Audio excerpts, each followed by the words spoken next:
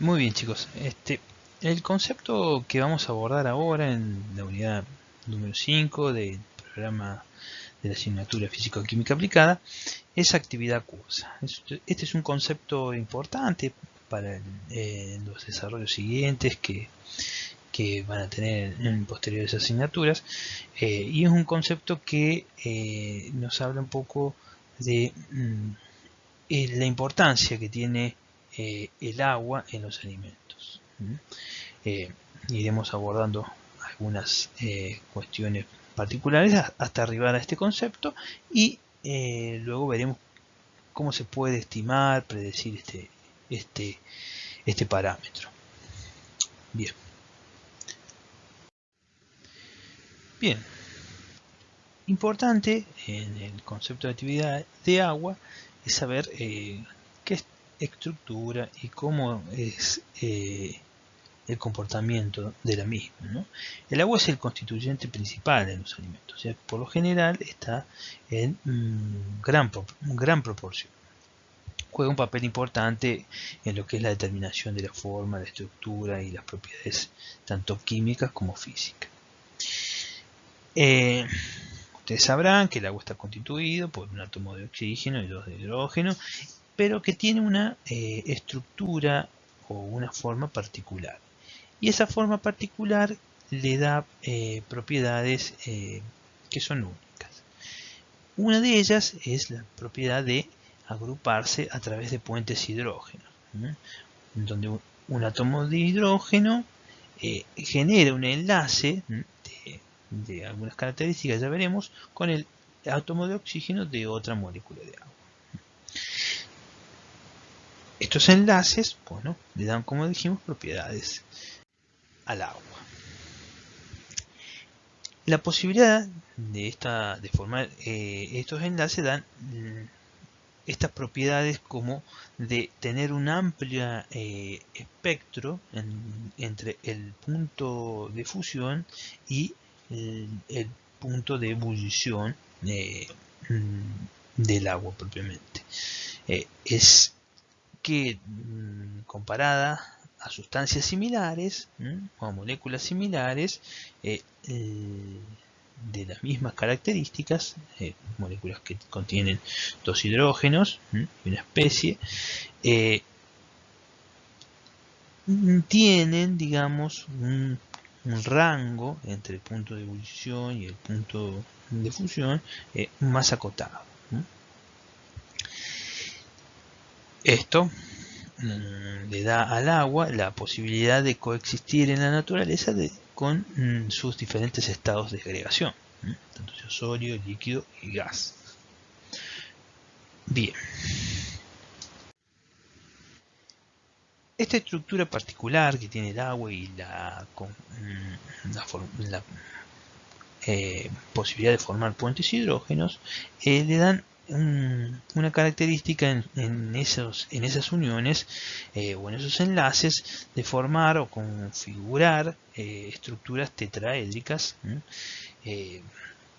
los cuales, digamos, le dan esta estructura de a esta estructura la posibilidad de formar redes. Estas redes que pueden tener estos aspectos, digamos, teóricos en sus uniones,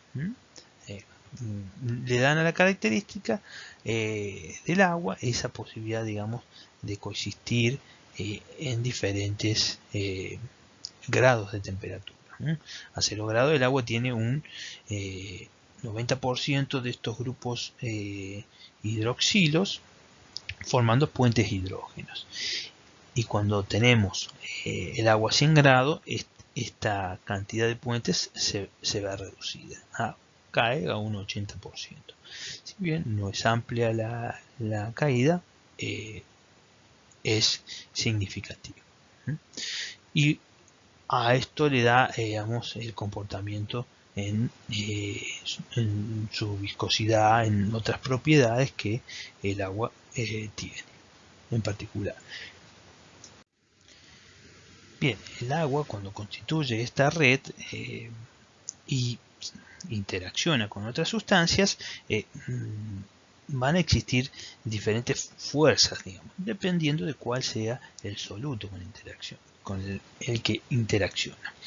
Y dependiendo del soluto va a haber diferentes tipos de interacción. En el caso dipolo-ion, el agua, que como ejemplo puede ser un ion libre, como veíamos en las soluciones de los electrolitos, o grupos cargados de moléculas, las interacciones que se generan van a tener una cierta fuerza. Y esta fuerza puede ser comparada con el enlace de hidrógeno que se genera en el agua, que genera esa red estructural. Entonces, en la interacción dipolo-ion, de estas fuerzas van a ser mayores comparativamente con esas interacciones de puente hidrógeno. En el caso de un tipo dipolo-dipolo, donde aparecen proteínas, ya cadenas laterales de otras sustancias, las interacciones acá son del orden aproximadamente igual, o sea que tanto los puentes hidrógeno como estas interacciones van a tener la misma magnitud en fuerza. Y también hay otro ejemplo de o tipo de interacción es la hidratación hidrofóbica, en donde el agua puede interaccionar con un grupo alquilo, en donde ya aquí comparativamente con los puentes de hidrógeno la fuerza es mucho menor en estos casos. La interacción de esa sustancia hidrofóbica con el agua, que claramente va a ser evidente. Estas interacciones hidrofóbicas también pueden estar asociadas, digamos, a la presencia, digamos, de sustancias que no son afines al agua, digamos, y tienen alguna rechazo hacia la interacción con la molécula de agua. Entonces aquí las interacciones no van a ser comparables en este caso. Bien, ahora la posibilidad del agua de formar estas redes tetraédricas y de interaccionar con diferentes solutos le dan la importancia o hacen que el agua sea determinante en lo que es la reactividad química, la actividad de microorganismos y la transferencia de materia. Bien, entonces el agua, propiamente dicha, con sus propiedades y su estructura, es importante en lo que es el concepto de actividad acuosa y cómo se relaciona con la alteración de los alimentos. Entonces, algo que es muy definido, digamos, es que a mayor contenido de agua vamos a tener mayor probabilidad de alteración. Y esto se va a asociar un poco con el concepto de actividad acuosa. Bien, el agua cuando está en contacto con un alimento tiene diferentes interacciones o va a haber diferentes conductas en la región dependiendo de cómo esté distribuida esa agua. Básicamente hay dos clasificaciones importantes, que es el agua libre o congelable, que es el agua cuando actúa propiamente con las propiedades del agua, y a un concepto que se llama agua ligada o no congelable, que es un agua que está mayoritariamente interaccionando con las sustancias del alimento, con diferentes componentes que tiene el alimento, y con la estructura misma del alimento. Entonces, esta agua, si bien su definición es un poco controvertida, tiene una conducta, un comportamiento diferente a lo que es el agua libre. Entonces, es importante conocer un aspecto fundamental en la conservación de alimentos, que es cómo esta agua ligada que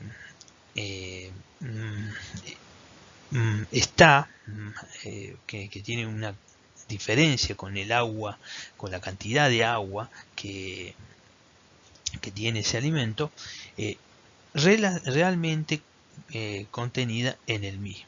Cómo está distribuida esta agua ligada.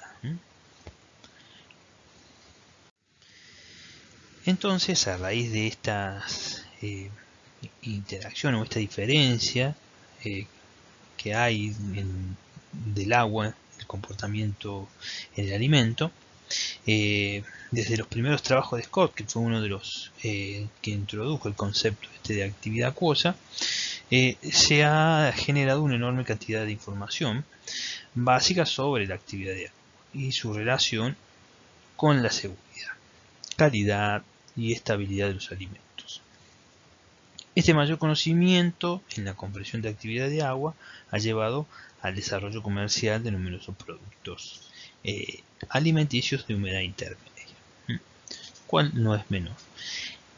Entonces, para hacer una definición precisa de lo que es la actividad de agua, esta es, a una temperatura dada, la relación entre la fugacidad del agua en un sistema, propiamente un alimento, y su fugacidad en el agua líquida pura a la misma temperatura. Estas relaciones de fugacidades van a definir lo que sería la actividad de agua. Y ahora entraremos un poco en detalle. Como por lo general en los alimentos el término fugacidad tiene poca implicancia, o su consideración a veces no genera tanto error, se puede aproximar a esa fugacidad, a esa presión. Entonces, ¿cómo se define este concepto de actividad de agua? Se puede definir a través de las presiones de vapor. Y esto sería algo similar a esa relación de fugacidades, llevarlas a presiones. Entonces, la presión de un alimento, o sea, un sistema alimenticio que está en contacto con o en un recipiente, que está en contacto con esa humedad ambiente, va a tener una determinada presión de equilibrio. Esa presión de equilibrio va a ser su presión de vapor a una determinada temperatura. Si a esa misma temperatura yo le mido al agua en el mismo sistema su presión de vapor y hago esa relación básicamente me va a dar un número adimensional que simbolizará la actividad de agua. Esa presión es la presión parcial del agua en la fase vapor. Y la otra es la presión de saturación del agua pura. Entonces, una definición matemática, digamos, de lo que es la actividad acuosa. Y cómo puedo estimarlo o calcularlo. Bien.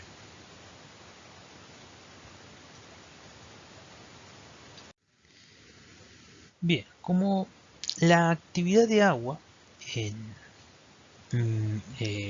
está definida por las presiones de vapor, y esa presión de vapor del alimento no puede superar la presión de saturación del agua a la misma temperatura, la actividad de agua toma valores que van desde 0 hasta 1.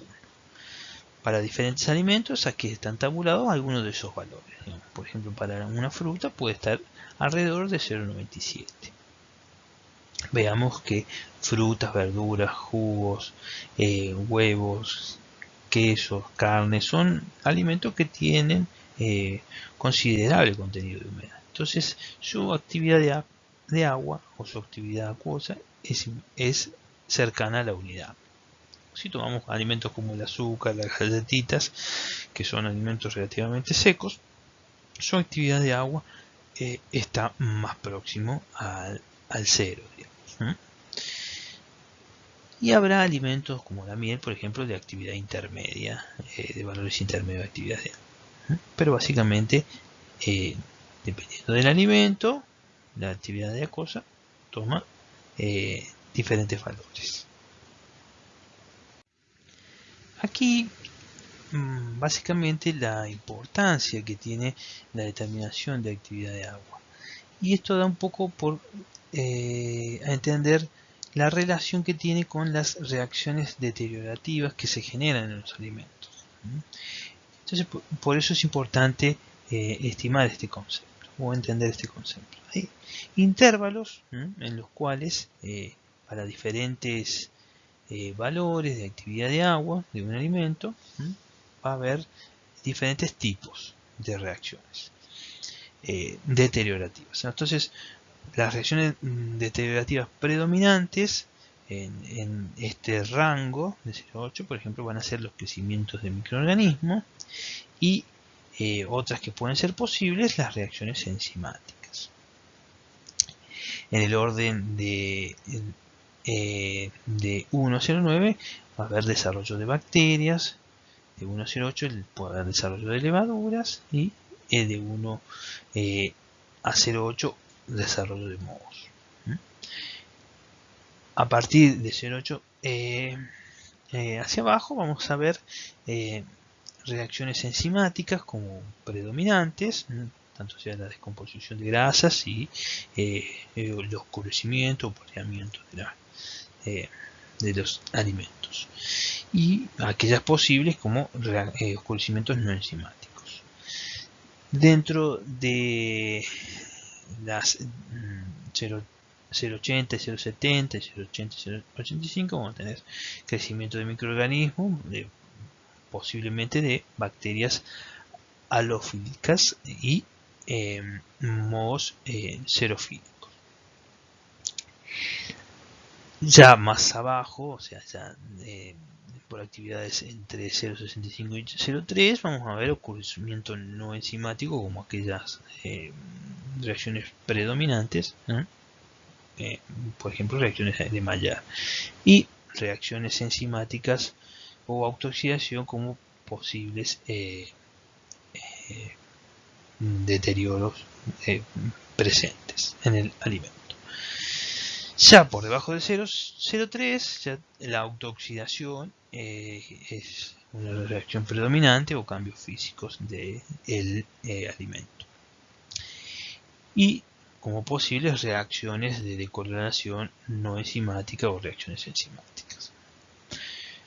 Esta amplia gama, digamos, de sucesos en los alimentos están relacionados fuertemente con el valor de actividad de agua que tenga ese alimento. Y otra alteración o concepto a tener presente en la actividad que se relaciona con la actividad de agua es el desarrollo propio de los microorganismos, donde bueno, va a desarrollarse el microorganismo dependiendo de la actividad acuosa que tenga ese alimento. Si la actividad es alta, por ejemplo 0,98, pueden crecer casi todos los microorganismos patógenos existentes. O sea que alimentos con esta condición deben ser tenidos en ambientes de conservación que sean propicios para inhibir este desarrollo. Bueno, dando lugar a alteraciones obviamente y a infecciones alimentarias. O sea, en el caso de actividades de 0,85 y 0,98, a medida que disminuye esta actividad, disminuye el número de patógenos que pueden sobrevivir, digamos, en estos alimentos. De 0,60 a 0,85 las bacterias ya no pueden crecer en este intervalo y son los microorganismos osmófilos o halófilos, como pueden ser estas levaduras y hongos, las que pueden desarrollarse. Que también pueden tener un carácter tóxico, toxinfeccioso en alimentos. Y ya a actividades de agua menores a 0,6, el desarrollo microbiano ya se ve inhibido o prácticamente no hay desarrollo. no hay crecimiento de microorganismos en este rango, digamos, de actividad de agua. Bien, aquí se muestra un poco más en detalle, digamos, ese límite de actividad de agua para el crecimiento de microorganismos en los alimentos.